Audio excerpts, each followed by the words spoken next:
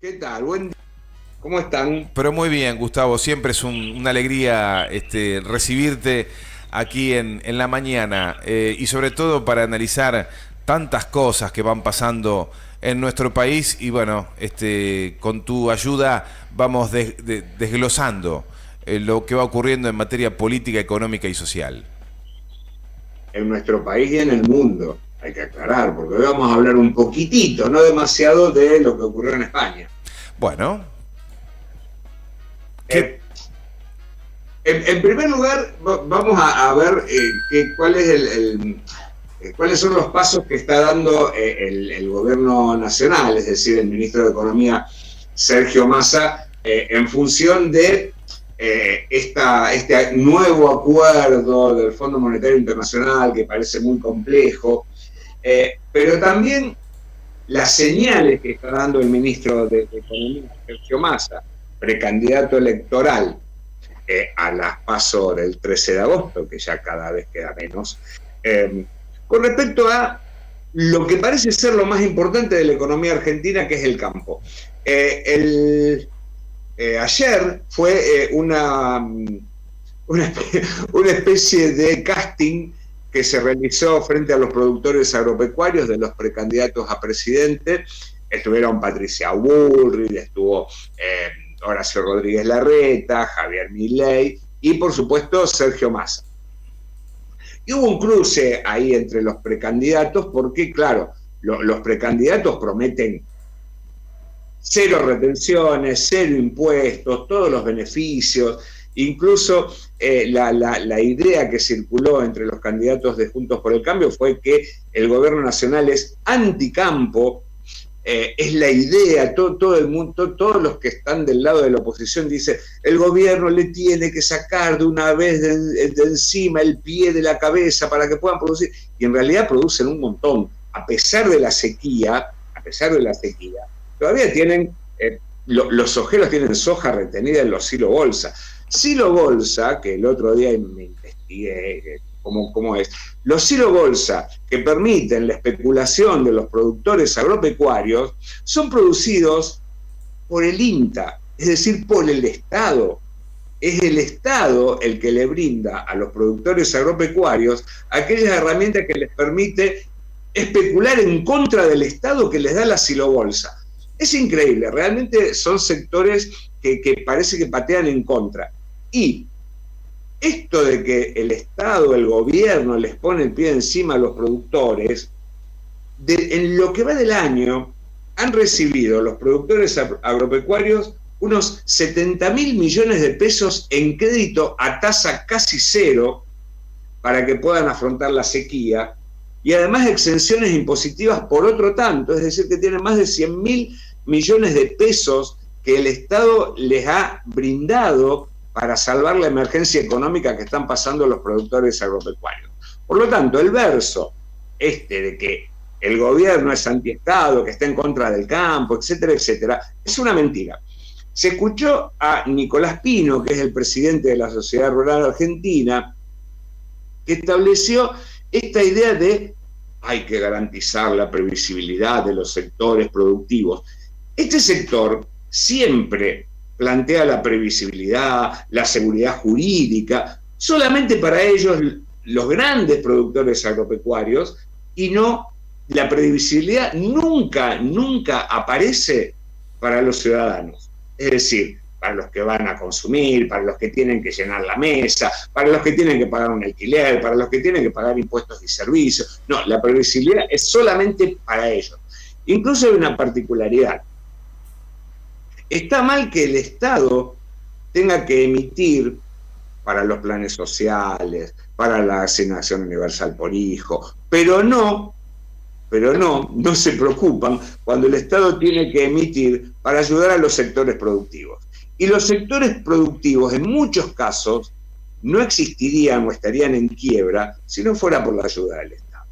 Por lo tanto, todos esos versos que generalmente se ponen en discusión desde el sector de la oposición son, como siempre, absolutamente falaces.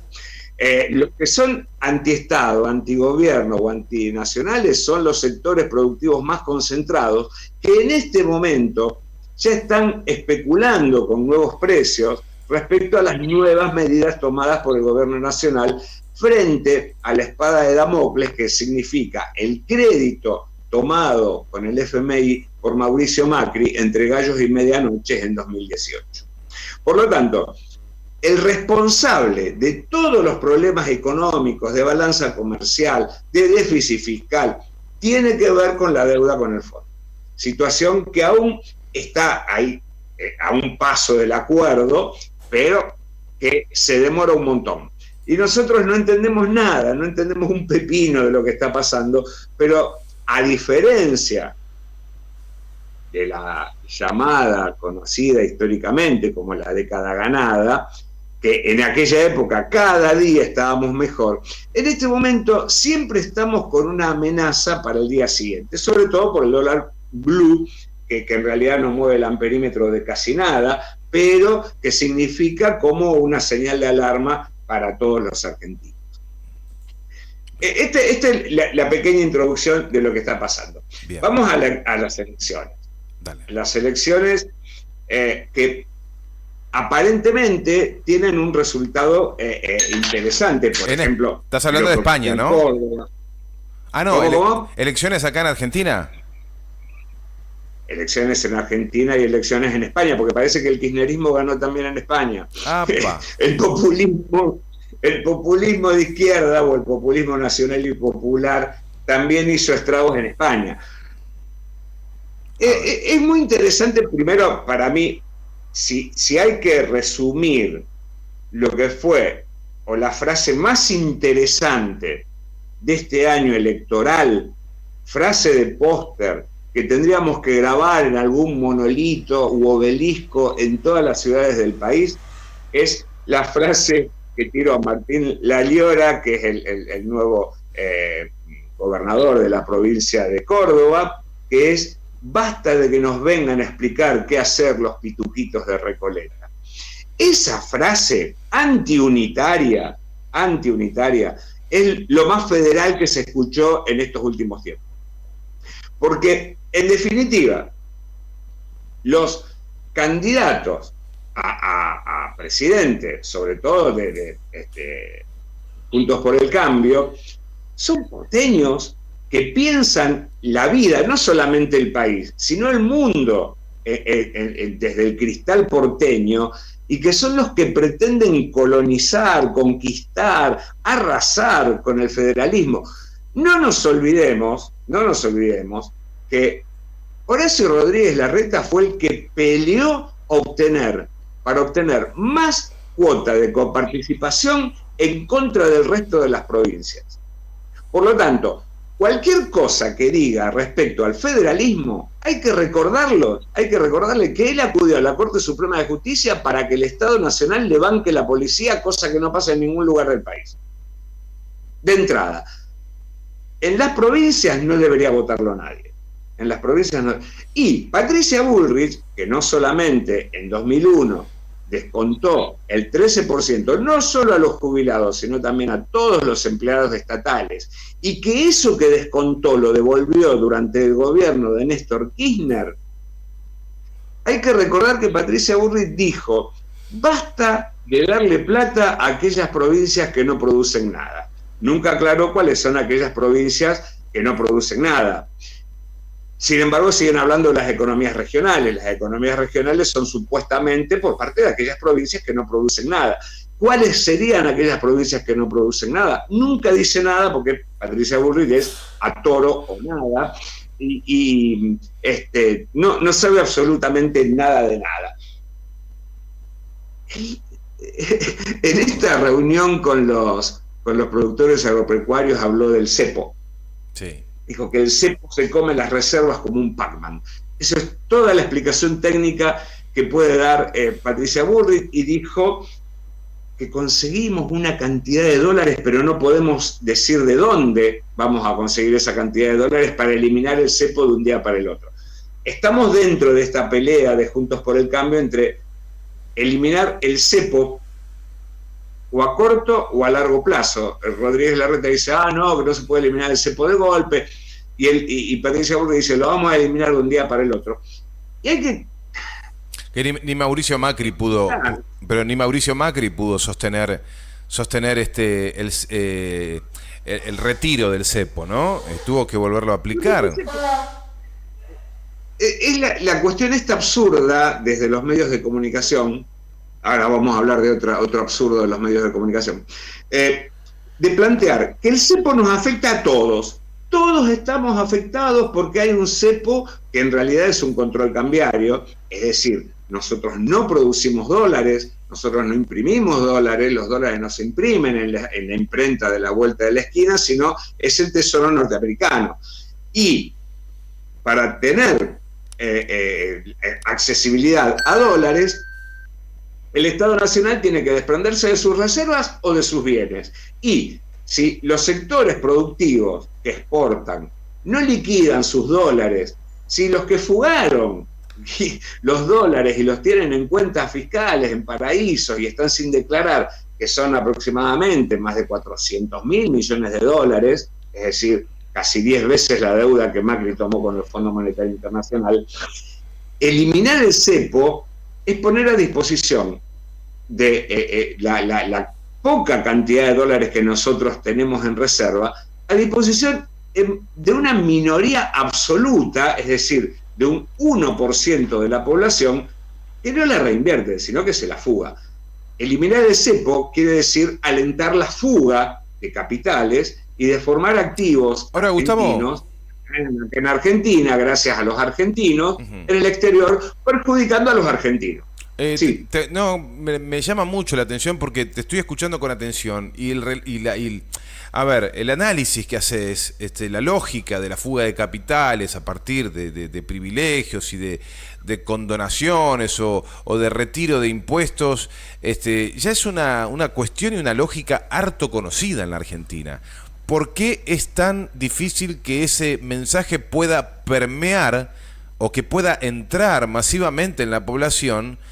Y después nos encontramos con elecciones donde de repente tienen un apoyo muy grande, sectores que expresan pensamientos de derecha muy arraigado y que no sé si el que los vota sabe finalmente qué es lo que va a hacer una Patricia Bullrich, un Horacio Rodríguez Larreta, porque se terminan sorprendiendo después.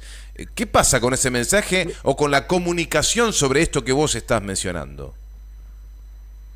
Bueno, evidentemente mientras el 80% de la comunicación pública esté en manos de filibusteros, de tramposos, de piratas, de mentirosos, estamos a merced de esto. Vos fíjate que desde los medios de comunicación se está marcando esto de que estamos en una situación similar a la del 2000. Nada más lejos de la realidad, nada más lejos de la realidad. Si uno toma los datos de 2001 con los datos actuales de nuestra economía, vamos a notar que nada que ver. Ni siquiera asomándote al balcón desde el barrio más coqueto de cualquier ciudad argentina, te das cuenta de que no estamos viviendo una situación similar al 2001 desde ningún punto de vista. Recuerden que en el 2001 hasta los bancos estaban cerrados con rejas por el enojo de la gente a partir del corralito. Entonces, ¿qué situación estamos viviendo? Pero por otro lado está la invasión de la mirada porteña hacia todo el país desde los medios de comunicación de alcance nacional. Ahora, cuando nosotros hablamos de cómo restringir la fuga de dólares, uno toma como referencia algunas de las medidas que se tomaron en los últimos años del gobierno de Cristina. Tiene que ver con la remisión de utilidades. Cuando Cristina era gobierno, el ministro de Economía de entonces, que era Axel Kicillof, tomó la medida de reducir la cantidad de dólares que las empresas transnacionales mandaban a sus casas matriz. Podían mandar el 50% de lo que ganaban acá en Argentina y el resto mantenerlo acá. Hoy día no hay restricción. Es decir, que cualquier empresa transnacional puede mandar la totalidad de la guita que genera en Argentina a sus casas matrices. Eso es fuga de dólares. Por otro lado, también no hay control en la triangulación. ¿Qué quiere decir? Que muchas veces hay traslados internos de una empresa a otra, o sea, de la empresa a la casa matriz, como si fueran traslados internos, cuando en realidad también significa salida de activos argentinos al exterior. Y después está la triangulación de mercadería. Empresas transnacionales, exportadoras, mandan su producto o su capital a una casa matriz en Montevideo o en Asunción del Paraguay, simplemente para evadir impuestos, porque en esos lugares tiene menores restricciones en cuanto a la tributación. Entonces, son medidas que hay que tomar enérgicamente, porque si al capital no se lo controla, te vacía, te explota, te hunde, que es lo que estuvo pasando en este tiempo. Bueno, yo no quería detenerme demasiado en la cuestión económica. Obviamente que hay gente mucho más capacitada que yo para hablar de temas económicos. Uno simplemente habla de la economía desde el punto de vista de lo político y no desde lo numérico. ¿Por qué yo puedo relacionar, ahora vamos a la cuestión electoral, alguna cuestión más con respecto a lo económico?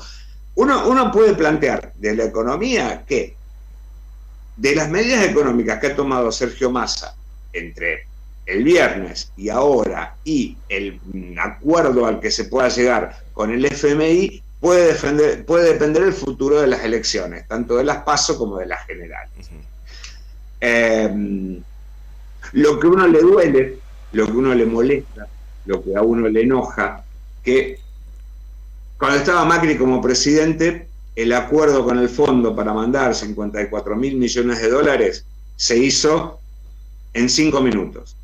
Ahora, el acuerdo que está tratando de lograr Sergio Massa lleva meses.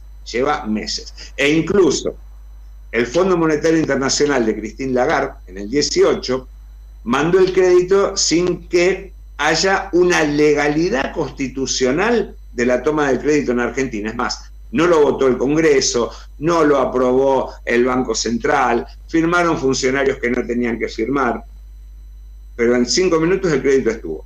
Acá, la presidenta del fondo, Cristalina Georgieva, exigió el año pasado que el Congreso aprobara las nuevas condiciones del fondo. La pucha, es como decía Cristina, la continuidad del Estado es solamente para los países y no para el fondo. Es decir, las exigencias del fondo son mucho más cuando hay un gobierno de derecha, entreguista, cipayo, traidor a su propio pueblo, pero cuando hay un gobierno que pretende más o menos equilibrar las cosas, hay miles y miles de exigencias como si fuera el trámite del arbolito. Impresionante. Por lo tanto, está buena la idea de Sergio Massa de terminar con el fondo y que se vaya y que no nos controle nunca más, pero de ahí a realizarlo es otra cuestión.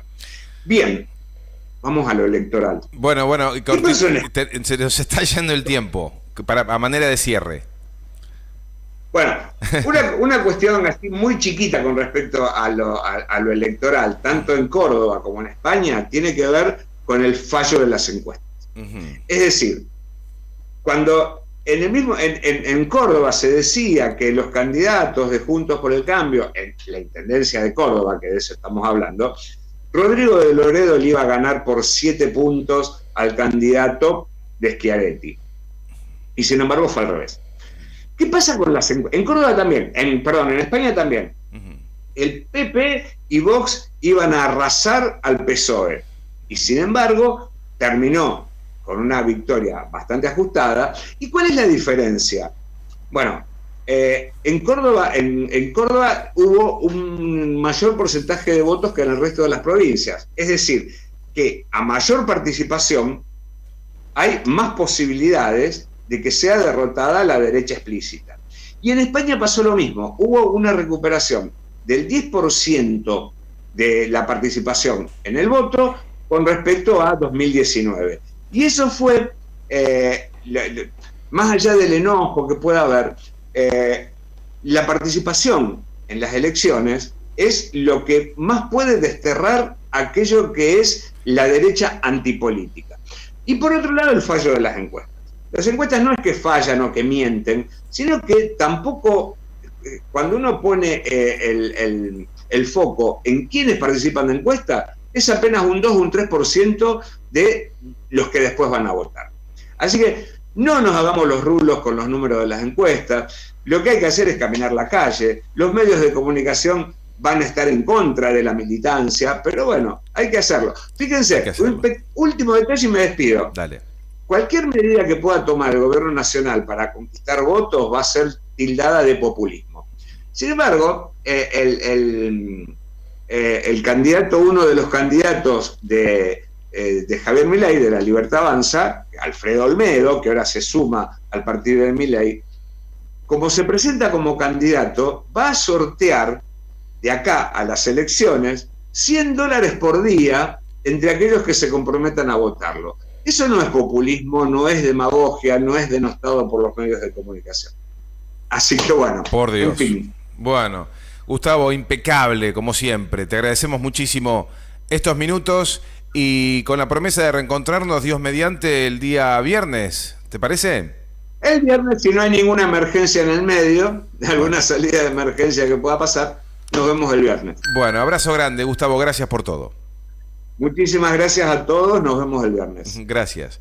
Bueno, Gustavo Rosa pasó por la mañana de Radio Lateral haciendo Con Fundamento Criollo, nos ayuda a pensar, nos ayuda a poner la lupa donde hay que ponerla. Estamos hablando de que en la comunicación, el discurso, la retórica, los argumentos, los datos pasan a ser muy importantes cuando vos tenés determinada posición y querés de alguna manera y con toda legitimidad persuadir, ¿no?